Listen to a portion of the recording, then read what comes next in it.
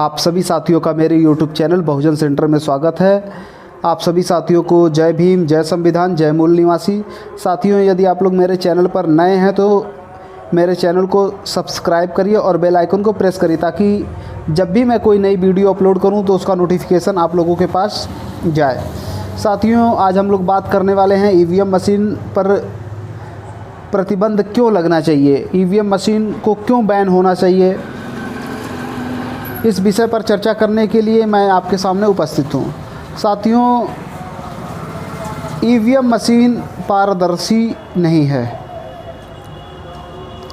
साथियों, EVM machine से पूरे भारत में बड़े पैमाने पर इसका प्रयोग 2004 में हुआ और 2004 में जब लोकसभा का चुनाव हुआ तो कांग्रेस पार्टी की सरकार बनी। फिर 2009 में फिर लोकसभा का चुनाव हुआ और कांग्रेस पार्टी की फिर दोबारा सरकार बनी और कांग्रेस पार्टी की सरकार जैसे ही दोबारा बनी वैसे ही भाजपा के वरिष्ठ नेता सुब्रमण्यम स्वामी के द्वारा सुप्रीम कोर्ट में एक केस दाखिल किया गया ईवीएम मशीन के विरोध में। उस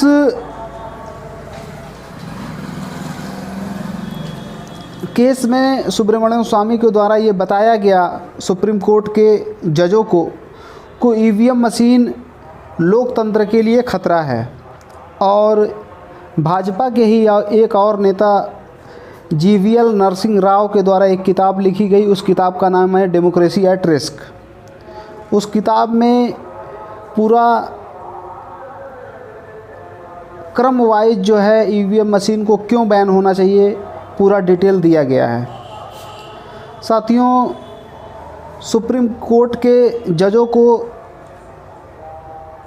सुब्रमण्यम स्वामी के द्वारा ये बताया गया कि जब हम एटीएम मशीन से पैसा निकालने के लिए जाते हैं और एटीएम मशीन से पैसा निकालते हैं तो जब हम पैसा निकालते हैं तो एटीएम मशीन हमको स्लिप देती है कि आपके द्वारा इतना पैसा निकाला गया है और आपके अकाउंट में इतना पैसा शेष है। तो इससे एक कस्टमर को यकीन होता है, विश्वास होता है कि जितना पैसा मैंने निकाला उतना ही निकला और मेरे अकाउंट में शेष पैसा जमा है, तो इससे भरोसा कायम होता है।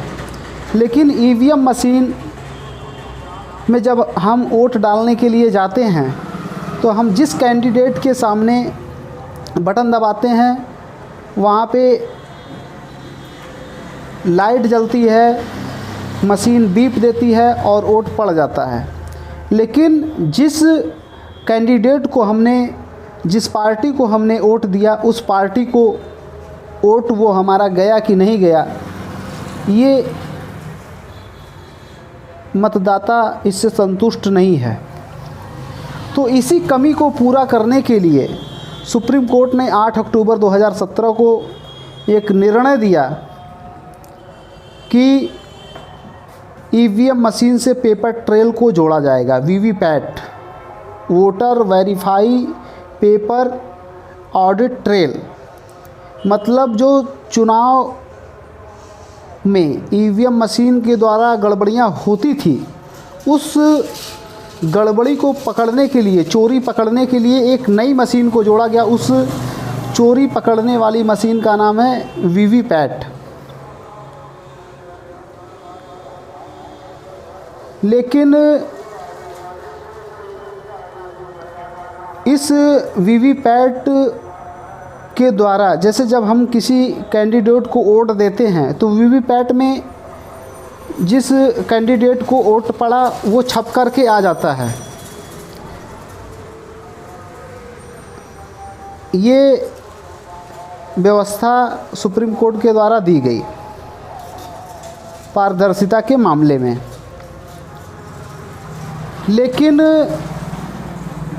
उन पर्चियों की काउंटिंग आज तक जो है किसी लोकसभा और विधानसभा के चुनाव में नहीं हुआ। नंबर 1। नंबर 2, हम लोग ईवीएम मशीन के द्वारा रिकाउंटिंग नहीं कर सकते। रिकाउंटिंग और रिकैलकुलेशन दो वर्ड हैं। दोनों वर्ड को हमको समझने के लिए मैं आप लोगों को कुछ महत्वपूर्ण चीज़ें बता रहा हूँ। साथियों, मान लीजिए ये कैलकुलेटर है, इसको ईवीएम मशीन मान लीजिए, लेकिन इसमें क्या है, जैसे मान लीजिए कोई मतदाता गया, उसने वोट दिया, दूसरे मतदाता ने वोट दिया, तो इसमें जो है जब हम चेक करेंगे यहाँ से तो ये दिखाएगा। इसको बोलते हैं रिकैलकुलेशन। इस प्रोसेस को जितनी बार हम चाहें रिकैलकुलेशन कर सकते हैं। सिर्फ जो डिजिटल अंक हैं वो दिखाई दे देगा कि भाजपा को इतना वोट पड़ा, सपा को इतना पड़ा, कांग्रेस को इतना पड़ा। ये रिकैलकुलेशन है। और रिकाउंटिंग क्या है? मान लीजिए जो बैलेट बॉक्स रहता था उसमें जो मतपत्र होते थे उनको मान लीजिए किसी विधानसभा में रिकाउंटिंग को लेकर के विवाद हो गया, तो जब रिकाउंटिंग होती थी तो एक एक बैलेट की जो है काउंटिंग होती थी, ऐसे ऐसे ऐसे ऐसे, इसको बोलते हैं रिकाउंटिंग। और इसमें रिकैलकुलेशन होता है। ये टोटल डिजिट को बताता है, एक एक की गिनती नहीं कर सकता ये मशीन। ये सबसे बड़ी कमी है। तीसरी चीज़, दुनिया के जो टॉप टेक्नोलॉजी के देश हैं उन सभी देशों के द्वारा ईवीएम मशीन पर प्रतिबंध लगा दिया गया है, और उन सभी देशों के द्वारा ईवीएम के ऊपर जो है दोषारोपण किया गया है कि ईवीएम से फ्री, फेयर एंड ट्रांसपेरेंट चुनाव कंडक्ट नहीं कराए जा सकते। ये सबसे बड़ा कारण है कि जब दुनिया के टॉप टेक्नोलॉजी वाले देश ईवीएम से चुनाव नहीं करा रहे हैं तो फिर हमारे देश में ही क्यों ये हो रहा है। ये तीसरा कारण है। चौथा एक प्रमुख कारण है कि सभी पार्टियों के द्वारा कभी ना कभी ईवीएम मशीन पे सवाल उठाया जाता है।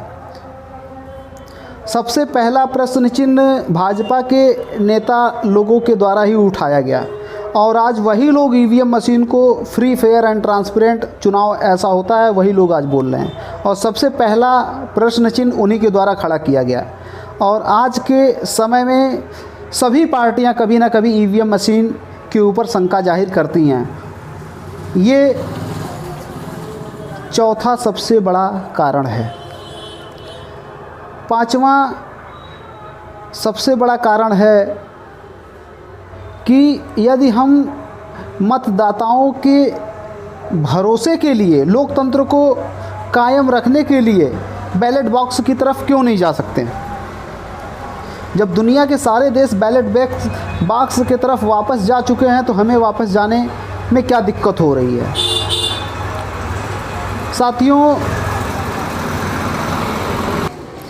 साथियों, एक और बहुत महत्वपूर्ण कारण है। वो कारण है, आप लोगों को पता होगा कि जब पहले बैलेट बॉक्स से चुनाव होता था, संपन्न होता था, और जब दो कैंडिडेट के बीच में जो रिज़ल्ट आया है उसको लेकर के तकरार होती तो रिकाउंटिंग होती थी। और रिकाउंटिंग में कभी कभी ऐसा होता था कि जीता हुआ प्रत्याशी हार जाता था और हारा हुआ प्रत्याशी जीत जाता था।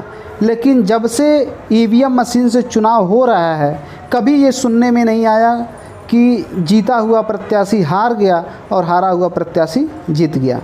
ईवीएम मशीन से जब से चुनाव हो रहा है ये जो समस्या बनी हुई है, कभी ऐसा सुनने में नहीं आया। साथियों,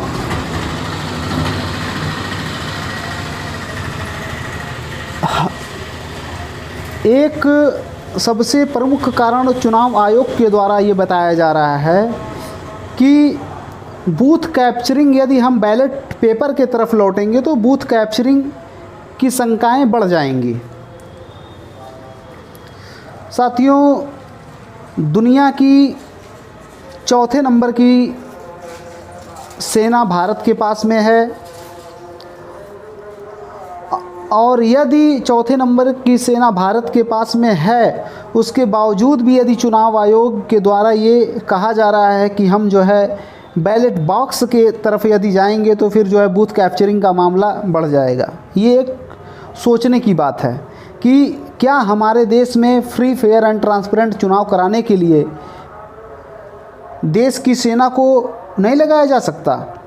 पैरामिलिट्री है, राज्य सरकारों के पास इतना पुलिस बल है, पीएससी बल है, इन सभी बलों का उपयोग करके भारत के लोकतंत्र को फ्री फेयर एंड ट्रांसपेरेंट चुनाव कराने के लिए क्या ये नहीं किया जा सकता?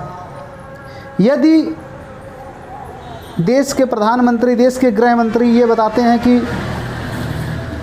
हमसे चीन डर रहा है, हमसे पाकिस्तान डर रहा है, हमसे नेपाल डर रहा है, तो क्या देश के अंदर जो लोकतंत्र का निर्माण हो रहा है उसको कायम करने के लिए, बूथ कैप्चरिंग को रोकने के लिए क्या फ्री फेयर एंड ट्रांसपेरेंट चुनाव कराने के लिए इन सैनिकों का उपयोग करके नहीं किया जा सकता? ये भी जो है एक प्रमुख कारण है। साथियों, लोकतंत्र को बचाने के लिए यदि हमें बैलेट बॉक्स की तरफ जाना पड़े तो इसमें कोई दो राय नहीं है, हमें बैलेट बॉक्स की तरफ लौटना होगा।